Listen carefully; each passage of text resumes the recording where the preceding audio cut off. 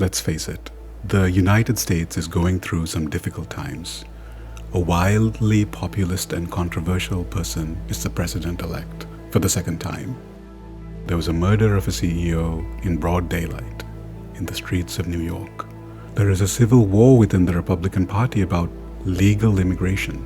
For good or for worse, there is a strong scent of social change in the air. Everywhere I look, people seem to have emotions they are still trying to digest.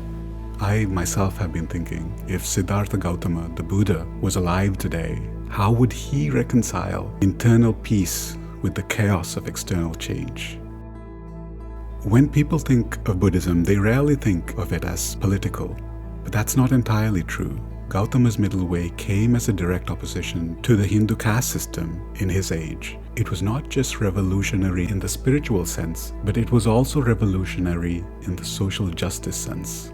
So how would a Buddha, a social revolutionary in his time, deal with today's political landscape?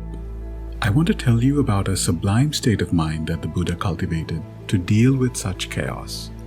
It involves equanimity and heretical compassion. But before we go there, let's take a detour and figure out the answer to this question.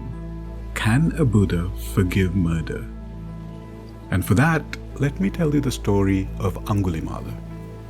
Angulimala was a young man who was devout and faithful student of a once great guru. Back then, in ancient India, the relationship between a student and teacher was very different. Students would live in the same household as their teacher and help with the household chores and maybe some farm work as well, all in an effort to be blessed by the teacher and receive their undivided guidance and wisdom.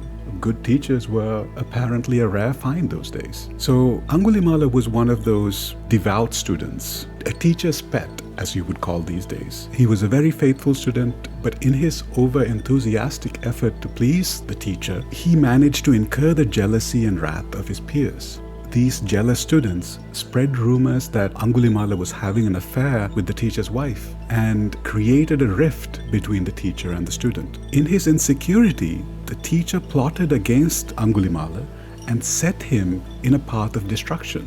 He somehow convinced Angulimala that the only way to show his undying faith as a student was to kill 100 people, chop off their little fingers, and make them into a necklace. As crazy as that may seem, it's often easy to be radicalized by a figure of authority. Thus, Angulimala went on a rampage, killing many innocent and unsuspecting people. The Buddha, Siddhartha Gautama, somehow learnt of this tragic fate of the faithful student. Once a devout student himself, misdirected by misinformation by his own teacher on the nature of human death and suffering, Gautama must have felt a sense of compassion for this kid. And out of that kindness, out of that compassion, he did the most impractical and seemingly idiotic thing a rational man could think of doing. He put himself in the path of the murderous youth. Local farmers and shepherds apparently warned Gautama that a killer had ambushed and murdered groups of up to 30 or 40 people. But nonetheless, Buddha continued on his path. Angulimala eventually ambushed Gautama and rushed at him. Gautama was said to have walked away, dodging and parrying his attacks, almost as if he had supernatural powers. We, of course, know that there is no such thing as supernatural powers.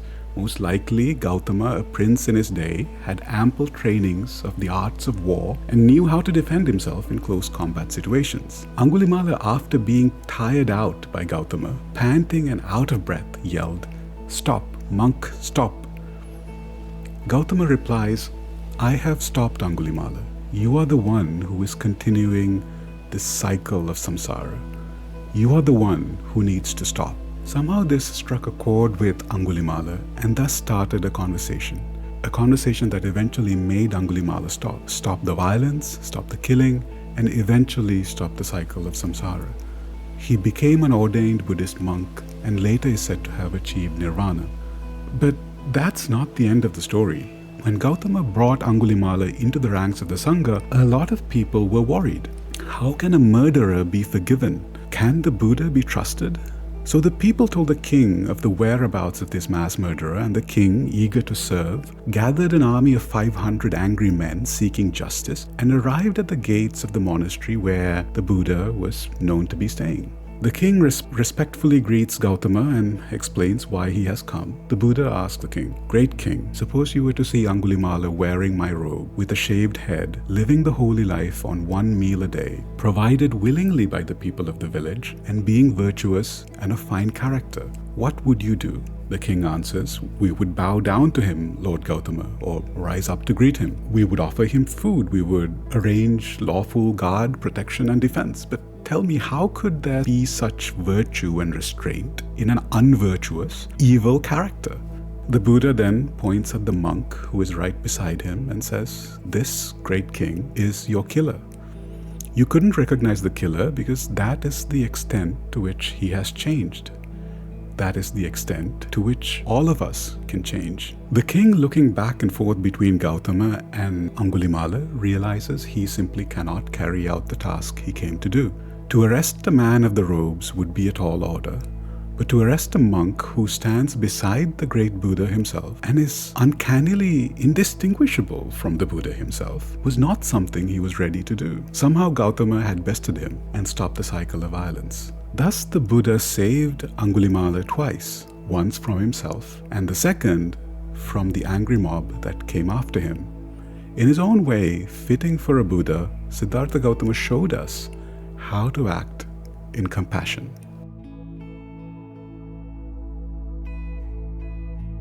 On the surface, Angulimala's story seems to be a tale out of this time. His motivations for killing is hardly justifiable in this day and age, compared to, for example, Luigi Mangione, the suspect of the killing of the healthcare CEO. Luigi allegedly killed to send a message to the insurance industrial complex. But remember, Angulimala's motive was to be a faithful student, a virtue of his time. In the eyes of many Americans, Luigi's actions are virtuous in this day and age of so-called late-stage capitalism. But there are subtleties in Luigi's story you might have missed because of the strong political statements behind it. Without going into the motives of the suspect, which is obviously a critique of the profit-maximizing incentives of the insurance industry that leaves many people in America without healthcare, let's look, for example, into what led up to this act of violence.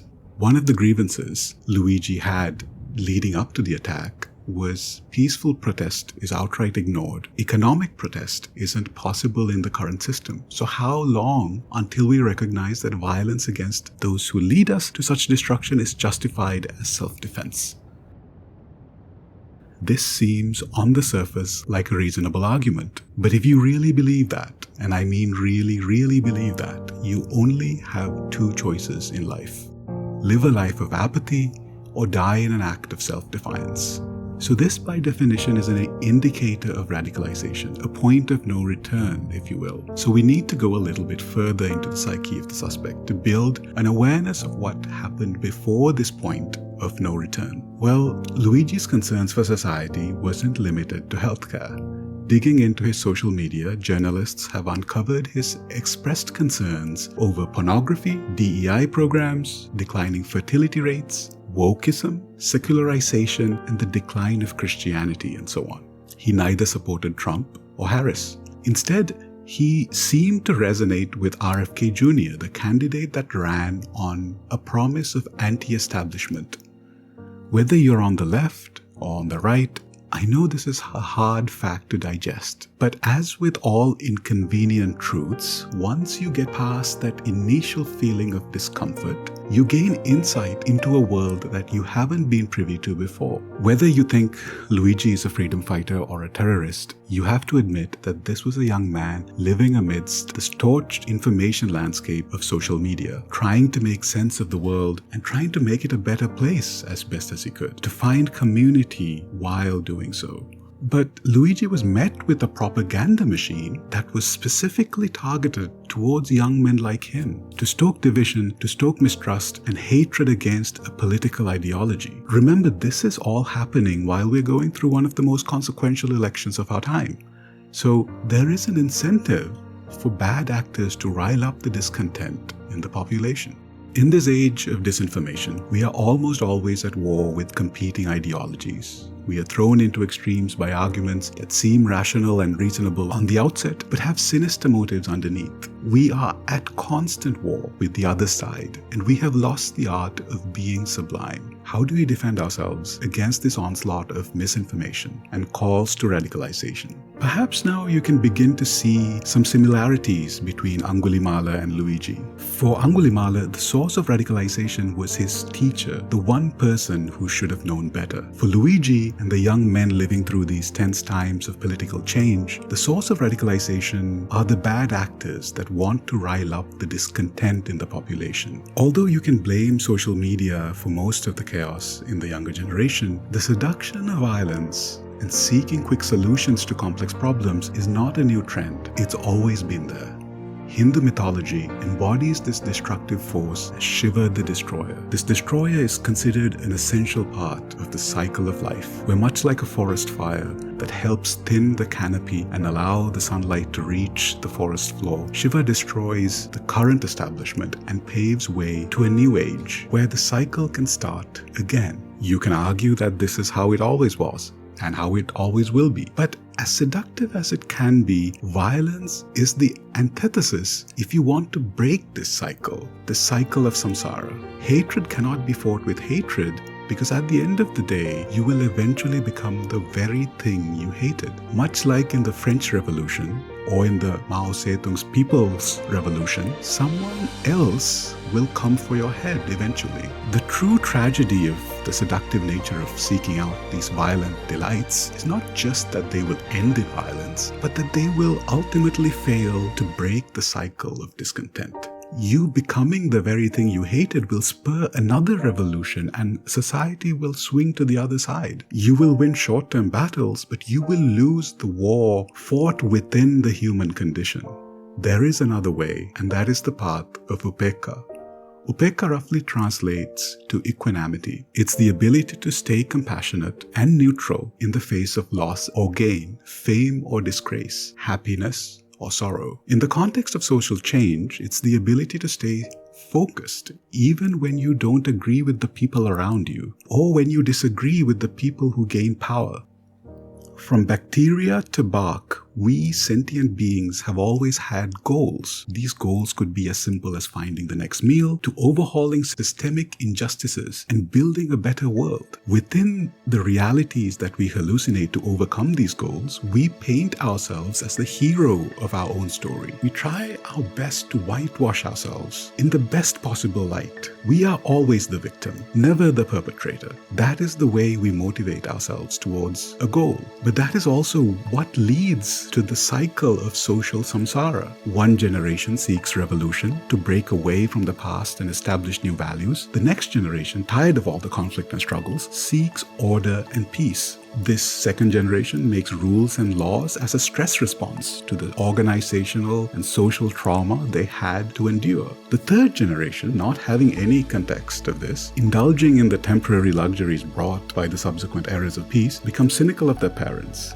and become reckless with the freedom that was paid for by the blood and sweat of previous generations. The cycle continues, and these power struggles are often exploited by shrewd and calculated political figures. The ghosts of our past generations will live on in the minds of future generations. For example, the younger generation of Americans, both young men and women, are more likely to believe that feminism has gone too far. They also increasingly believe that it's better to be colorblind instead of promoting diversity and equity. To the generations that are a bit older, who fought for feminism, who fought against racism, this trend might seem like we're going backwards in time. And it might be difficult to stay focused when such people win democratic elections. If you find yourself in this situation, not being able to accept the generational trends, take a step back and understand that your values don't come from a complete vacuum either. They come from challenging the generations before you, and undoubtedly you will be challenged by the generations that come after. Uppekka or equanimity is the ability to stay true to yourself despite all these variations in temperament, both internal and external. The awareness you gain through Uppekka will help you navigate the culture wars and the class wars and help you focus on real goals. I've mentioned in my previous videos that Samma, or truth in Buddhism, is not the everyday truth related to a certain object permanence, which we take for granted. Instead, understanding the truth in Buddhism is understanding the ever-changing nature of the world. As history has shown, it's not enough to depose a king. You need to make sure that the people who assume power don't become tyrants themselves. The king is dead. Long live the king. Fighting social issues is much like fighting a hydra. You can chop off a head and run around thinking that you've won, but it will grow back in time and often come back at you with a vengeance. It's easy to be radicalized in the age of disinformation we live in. It's more difficult to build a life of meaning and to engage in deep work and to find happiness in the process of changing society slowly and steadily. Human beings are inherently flawed. Our evolutionary history guarantees that. Society is a reflection of those flaws. When you build an awareness to understand these flaws, your actions to change society can come from a place of wisdom. Gautama's actions on how to deal with a radicalized youth who became an infamous serial killer speaks volumes on how heretical you can be with your compassion. Gautama's actions on how to deal with the king and the angry mob shows the importance of exercising the power you have in a methodical and sustainable way. And that's the value of Uppekka. Once you cultivate this sublime state of mind, your actions become transparently sincere, and the people on the other side become disarmed by that sincerity. You are no longer seen as virtue signaling. You are seen as a person of action, not just words. There is a lot more to say, but I feel like I've already said too much. Some of these concepts need time to percolate in your mind before they can help you. So please meditate on it, or at the very least, sleep on it. I sincerely wish you the best in staying above the political theater that will bombard you for the next 4 years. For now, going into 2025, whatever your resolutions or revolutions that brew within you, may you find the compassion to seek it out, the kindness to give yourself a break, and the Uppekka to take action and break the cycle of suffering. There are better paths to instigating social change than the path of violence, paths that break the cycle of pain, paths that break the cycle of samsara.